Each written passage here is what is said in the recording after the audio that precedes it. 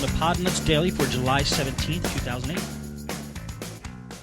First computer I want to talk about was a Compaq desktop that we had gotten in yesterday.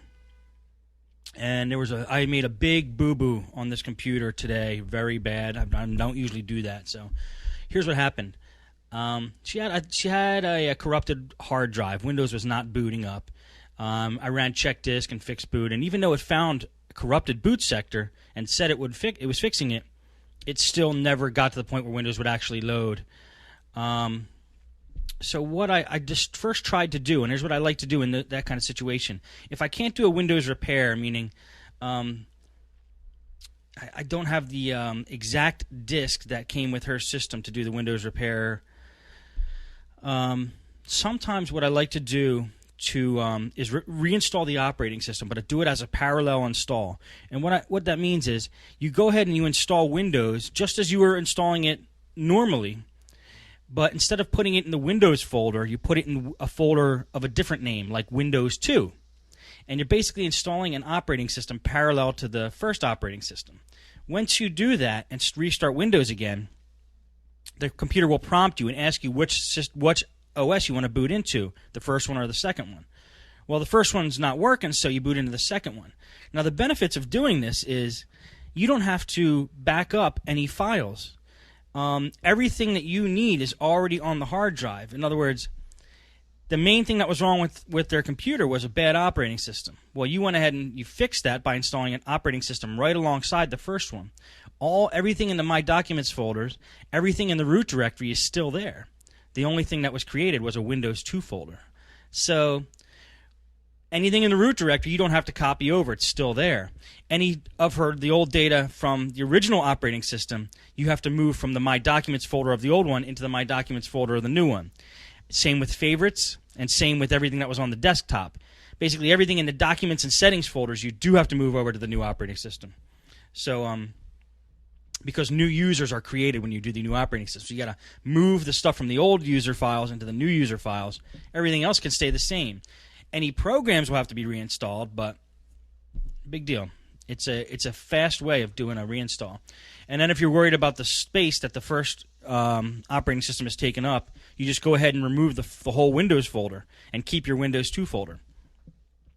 And then the last thing you want to fix is, since the computer is going to prompt you every time when it boots which operating system you want to go to, you're going to have to go into the control panel, in the System, in the Advanced tab, Startup and Recovery button, you press that, and then you have to edit the boot INI file, which is the first thing in that screen after you hit Startup and Recovery, and then save that. And what you do to edit that is you just take out the whole line that has the first Windows installation, and you keep the second line that has the Windows 2 installation.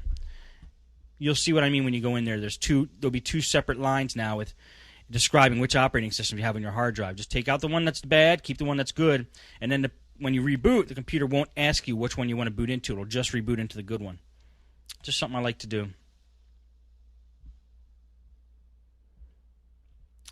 Okay, check out... okay, don't check out anything. Let me just talk about this next thing. Laptop jack repair. This was on a Toshiba laptop. Now, here is a cool thing about laptop jacks, and I hope all manufacturers are leaning towards this. I opened up a newish Toshiba laptop to replace a power jack, which apparently was just the computer must have fallen right on the jack while the AC adapter was plugged in, and it pushed the jack about an inch into the actual computer, so it was just dangling around on the inside of the computer. Cool thing about this laptop jack repair is when I opened up this laptop, this particular jack is not attached directly to the motherboard. It's actually on the opposite side of the computer, not even close to the motherboard, and is just attached by two wires running to the motherboard. So when the jack actually got pushed in, the jack itself didn't break. Just the plastic housing that was holding the jack in place broke, and there was no damage to the motherboard because the motherboard was on the other side of the laptop, and the two wires had a lot of slack, so nothing was dislodged or anything. The only thing you really had to do is just refasten that jack to where it's supposed to go inside the laptop. And since the plastic brackets all around the jack that were holding it in were broken because of the force of the hit, what I basically did was took a screw, I drilled a hole in the bottom of the laptop, I took a screw and a nut, and actually it was a fairly long screw. I pushed the jack up to the spot where it needs to be in the laptop, and I took the screw and I put the screw right up through the bottom of the laptop, so it's jutting up right up against the back of the DC jack. So the length of the screw is basically, I made it into a rod that's holding the jack in place, can't go anywhere. And then the nut, I just screw on top of the screw to keep the screw tight. So it's basically set up a little post with the screw behind the power jack, and that is holding it in place. Oh, that's a much easier repair than resoldering to the motherboard. So I hope laptops are going to start going in that direction, where the DC jack is not plugged right or attached right to the motherboard. So that was a relief to do that.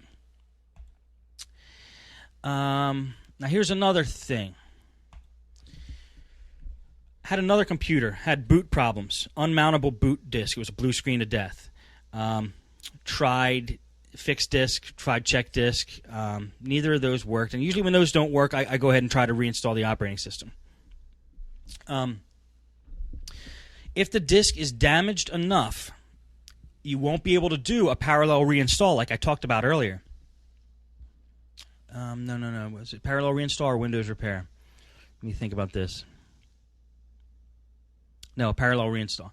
See, a parallel install of Windows, what I like to call a parallel install Windows, has to occur on the same partition as the original installation.